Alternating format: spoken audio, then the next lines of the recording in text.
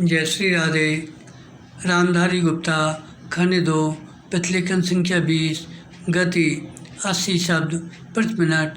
प्रारंभ करें।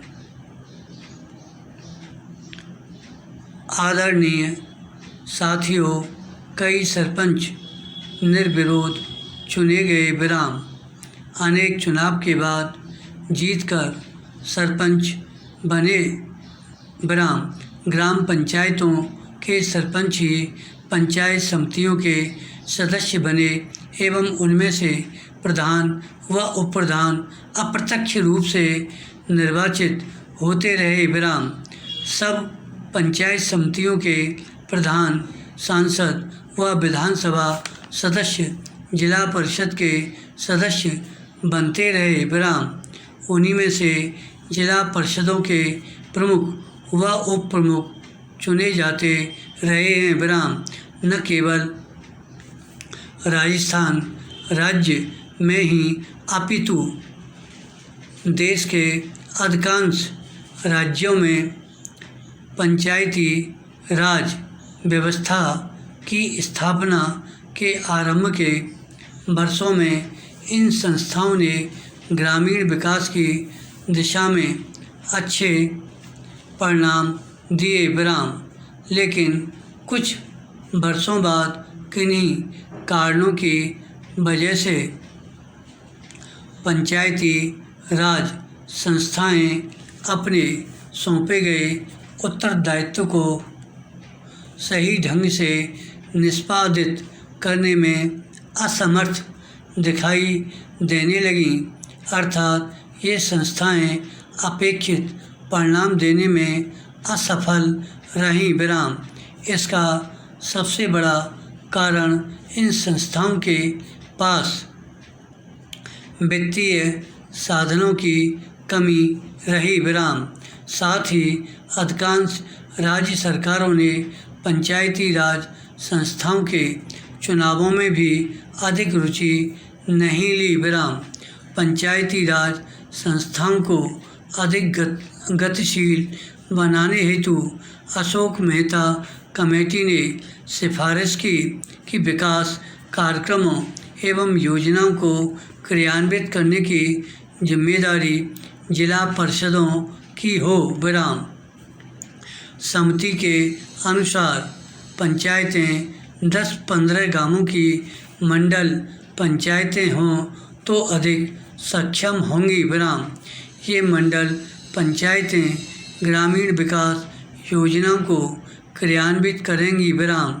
साथ ही समिति ने पंचायती राज संस्थाओं के चुनाव मुख्य निर्वाचन अधिकारी से करवाने की सिफारिश भी की विराम।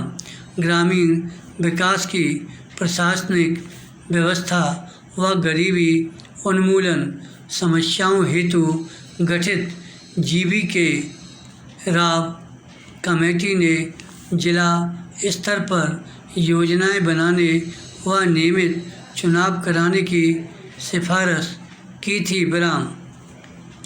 देश की पंचायत राज व्यवस्था को सुदृढ़ व पुनर्जीवित करने हेतु गठित डॉक्टर लक्ष्मीमल सिंघवी कमेटी ने ग्राम पंचायतों को अतिरिक्त वित्तीय साधन देकर अधिक सक्षम बनाने पर बल दिया तथा साथ ही पंचायती राज संस्थाओं को संवैधानिक मान्यता दिए जाने पर भी विशेष बल दिया विराम। पैरा देश में पंचायती राज संस्थाओं की बिगड़ती हुई स्थिति को ध्यान में रखते हुए पूर्व प्रधानमंत्री श्री राजीव गांधी ने पंचायती राज ढांचे को सुदृढ़ बनाने की कल्पना की थी और उन्होंने पंचायतों को अधिक अधिकार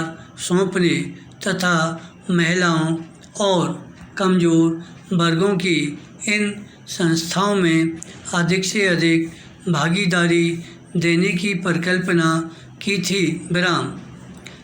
हमारे वर्तमान प्रधानमंत्री के प्रयासों से अब यह संभव हो पाया है कि इस संबंध में शुरू किए गए प्रयासों तथा राष्ट्रपिता महात्मा गांधी जी के ग्राम स्वराज्य के स्वप्न को साकार बनाने की दृष्टि से संविधान में 73वीं संशोधन की कुछ महत्वपूर्ण बातों का जिक्र करना चाहूँगा।